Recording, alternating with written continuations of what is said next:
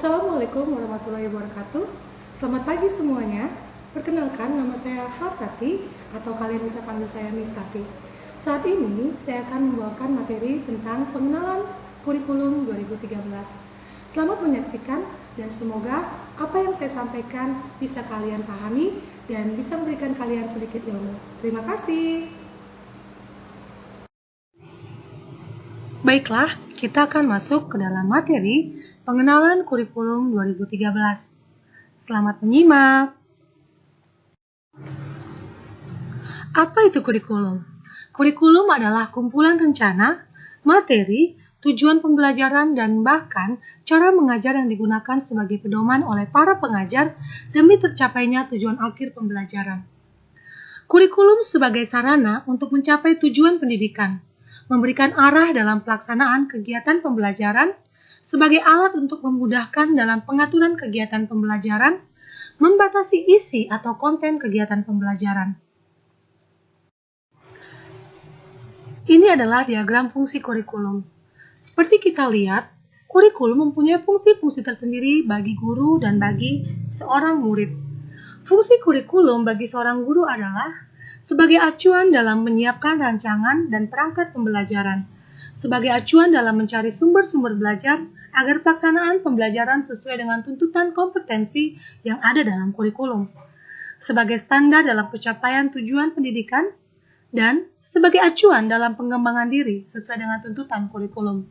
Sedangkan fungsi kurikulum bagi masyarakat atau peserta didik adalah sebagai acuan bagi masyarakat untuk menilai tingkat kesesuaian kebutuhan tenaga kerja bagi masyarakat dengan program sekolah, sebagai acuan bagi peserta didik untuk memilih program pendidikan yang sesuai dengan keinginannya, dan sebagai acuan bagi masyarakat dalam memberikan masukan untuk pengembangan program pendidikan di sekolah.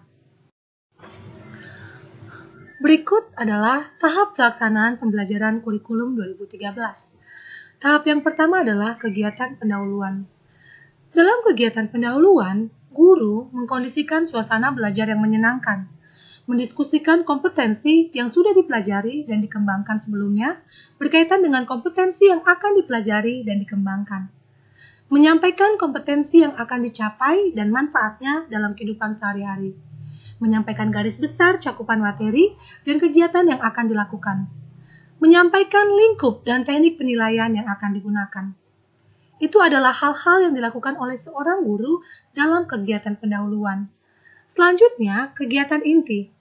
Kegiatan inti merupakan proses pembelajaran untuk mencapai kompetensi yang dilakukan secara interaktif, inspiratif, menyenangkan, menantang, memotivasi peserta didik untuk berpartisipasi aktif, serta memberikan ruang yang cukup bagi prakarsa, kreativitas, dan kemandirian sesuai dengan bakat, minat, dan perkembangan fisik serta psikologis peserta didik.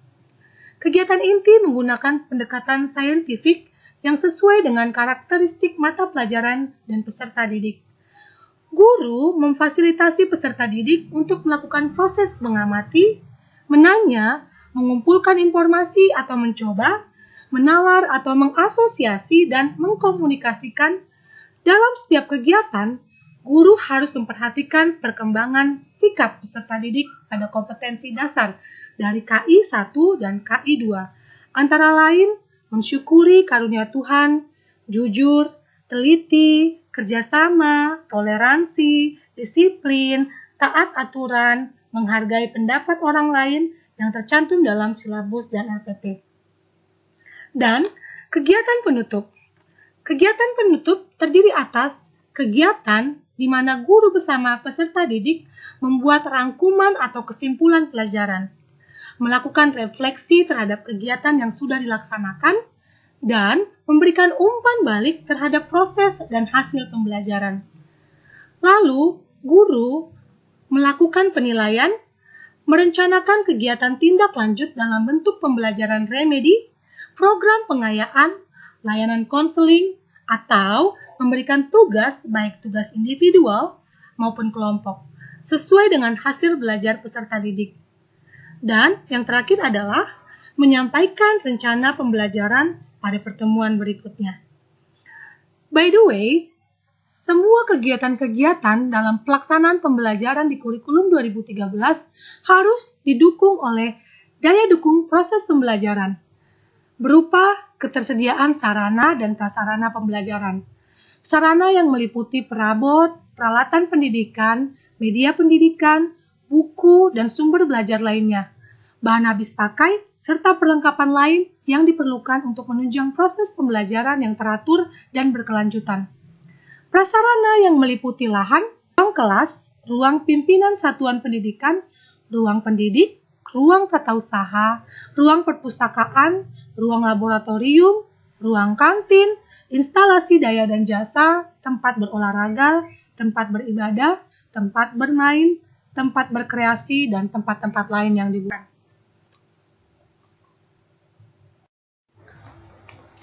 Selanjutnya adalah mata pelajaran di SMA Yadika 2 yang diadopsi dari kurikulum 2013. Seperti yang bisa kalian lihat, ada tabel mata pelajaran dan tabel alokasi waktu belajar per minggunya. Kita lihat yang kelas 10 saja ya. Mata pelajaran di SMA Yadika 2 ada 3 kelompok. Kelompok A wajib, kelompok B wajib, dan kelompok peminatan. Slide yang satu ini kita melihat kelompok wajibnya saja dulu ya. Kelompok A terdiri dari pendidikan agama dan budi pekerti, pendidikan Pancasila dan kewarganegaraan, bahasa Indonesia, matematika, sejarah Indonesia, dan bahasa Inggris. Lalu di kelompok B wajib ada 3 mata pelajaran. Pertama, seni budaya, pendidikan jasmani, olahraga dan kesehatan, prakarya, dan kewirausahaan.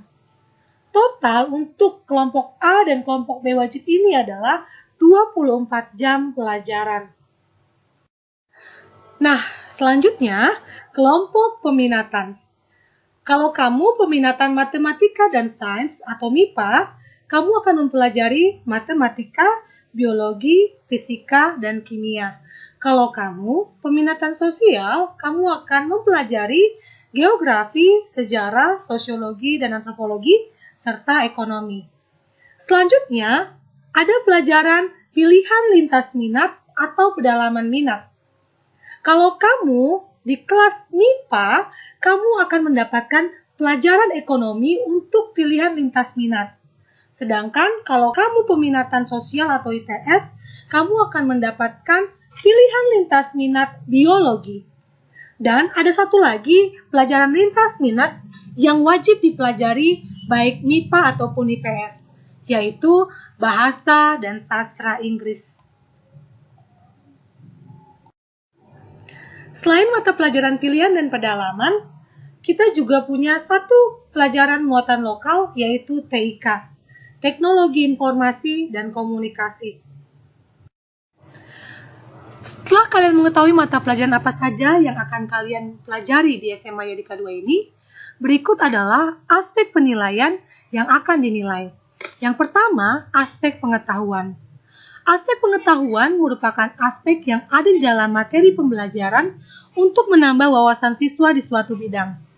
Di dalam struktur kurikulum ini, di jenjang SMA memiliki bobot pengetahuan 80% dan 20% aspek karakter. Pada kurikulum 2013 memang diintegrasikan dengan pendidikan karakter yang sebelumnya telah dicanangkan pemerintah sebelum terbentuknya kurikulum ini. Selanjutnya, aspek keterampilan. Aspek keterampilan bertujuan untuk meningkatkan keterampilan siswa dalam membuat, melaksanakan, dan mengerjakan suatu soal atau proyek sehingga siswa dapat terlatih sifat ilmiah dan karakter yang merujuk pada aspek keterampilan. Aspek keterampilan dapat berupa keterampilan pengerjaan soal, keterampilan pengerjaan dan pelaksanaan proyek, keterampilan membuat teks, dan keterampilan dalam menjawab soal lisan. Dan yang terakhir, dan juga penting, adalah aspek penilaian sikap dan perilaku. Aspek penilaian sikap perilaku merupakan aspek penilaian dengan menilai sikap dan perilaku peserta didik selama proses pembelajaran.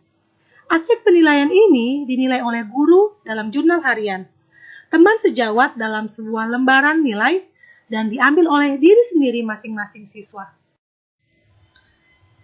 Okay guys, this is the last part but the most important one for you. Persyaratan kenaikan kelas sesuai Permendikbud nomor 23 tahun 2016. Berdasarkan dari Permendikbud tersebut, persyaratan siswa untuk naik kelas adalah yang pertama, kompetensi inti KI, KI 1 dan KI 2 menyangkut sikap dan tingkah laku minimal bernilai baik. So, kalian harus berkelakuan baik di sekolah terhadap guru dan terhadap teman kalian. Tapi, semoga kalian tidak hanya berkelakuan baik di lingkungan sekolah ya. Saya berharap kita berkelakuan baik di lingkungan keluarga kita dan juga lingkungan kita bermain. Selanjutnya, nilai pengetahuan KI 3 dan nilai keterampilan KI 4 harus tuntas. Mata pelajaran dengan KBM, ketuntasan belajar minimal yang tidak tuntas tidak lebih dari 3 mata pelajaran. Dan mata pelajaran dikatakan tuntas jika pengetahuan KI 3 dan keterampilan KI 4 telah tuntas dengan predikat minimal C.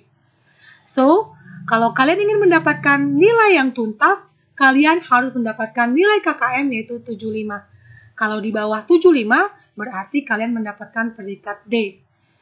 Oke kawan-kawan, itu saja yang akan saya sampaikan untuk perkenalan kurikulum 2013. Terima kasih kalian sudah menyaksikan video dari saya. Sampai jumpa!